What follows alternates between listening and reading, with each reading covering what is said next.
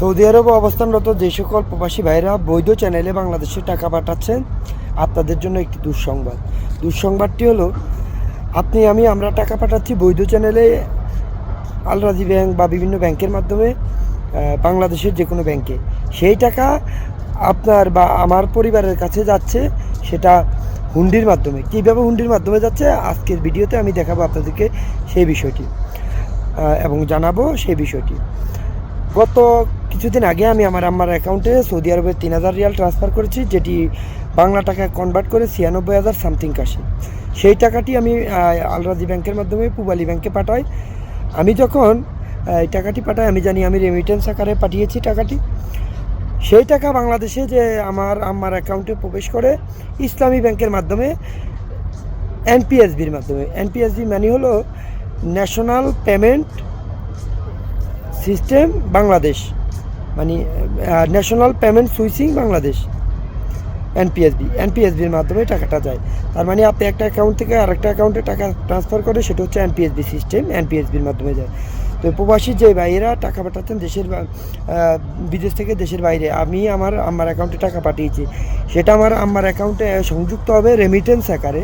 সেটা রেমিটেন্স আকারে না হয়ে এনপিএসবি আকারে হলো। তার মানে কি, আমরা প্রবাসীরা সব জায়গায় কি বলদের পাঠা হচ্ছি? আমি টাকা পাঠাচ্ছি বাংলাদেশে রেমিটেন্স আকারে, সেই টাকা আমার মায়ের অ্যাকাউন্টে যাচ্ছে হুন্ডির মাধ্যমে। কেন আমার মায়ের অ্যাকাউন্টে হুন্ডির মাধ্যমে যাবে? আমি আপনাদেরকে এখন যে কাগজটি দেখতে পাচ্ছেন, এটি হচ্ছে আমি সৌদি আরব থেকে আল রাজি ব্যাংকের মাধ্যমে যে পাঠিয়েছি সেই কাগজ। পরবর্তীতে আরও পাঠাই আমি 1630 রিয়ালের মতো, যেটা বাংলা টাকায় 52,000 টাকার মতো। ওই টাকাটাও সেখানে যায় এনপিএসবির মাধ্যমে। তাহলে আমি এনপিএসবির মাধ্যমে তো আমি টাকা পাঠাইনি, আমি টাকা পাঠিয়েছি বাংলাদেশে রেমিটেন্স আকারে। আমি রেমিটেন্স হিসেবে টাকা পাঠিয়েছি। আমি সেই টাকা আমার এনপিএসবির মাধ্যমে যাচ্ছে, মানে হুন্ডির মাধ্যমে যাচ্ছে। তাহলে আমি তো হুন্ডির মাধ্যমে বাংলাদেশে টাকা পাঠাইনি। আমি বাংলাদেশ সরকারের যথাযথ কর্তৃপক্ষ যারা আছেন তাদের কাছে বিনীতভাবে অনুরোধ করবো, এই বিষয়টি যদি আপনারা প্রবাসী ভাইদের দিকে লক্ষ্য করে আপনারা এই বিষয়টি না দেখেন, তাহলে প্রবাসীরা আসলে কার কাছে বলবে? একজন প্রবাসী, সে তার বৈধ চ্যানেলে টাকা পাঠায়, এই টাকাটা যদি তার রেমিটেন্স আকারে যায়, তার পরিবার বিভিন্ন সুযোগ সুবিধা পাবে সরকারের। যেমন সে যদি চায় স্বল্প সুদে বাংলাদেশে যে কোনো ব্যাংক থেকে লোন নিতে পারবে, সেটা থেকেও বিরত, মানে সেটা থেকে তারা সেই সুবিধাটা থেকে বঞ্চিত হচ্ছে। তাহলে যদি এটা হয়, তাহলে প্রবাসীদের কি সর্বলাইনে কপাল পোড়া। আজকের ভিডিওটা যদি আমার একটু হলেও ভালো লাগে, আমি সকল প্রবাসী ভাইদের পক্ষ থেকে প্রতিবাদ আকারে জানাচ্ছি যে আমি আমার ব্যাংকের চ্যানেলে টাকা পাঠাচ্ছি, সেই টাকা কেন এনপিএসবির মাধ্যমে যাবে?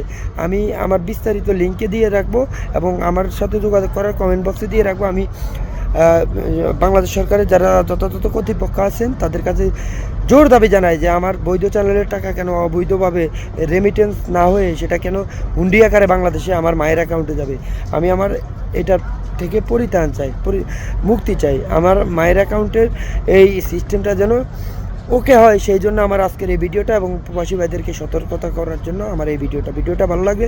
প্রবাসী ভাইরা দয়া করে আপনারা একটু শেয়ার করবেন। আসসালামু আলাইকুম।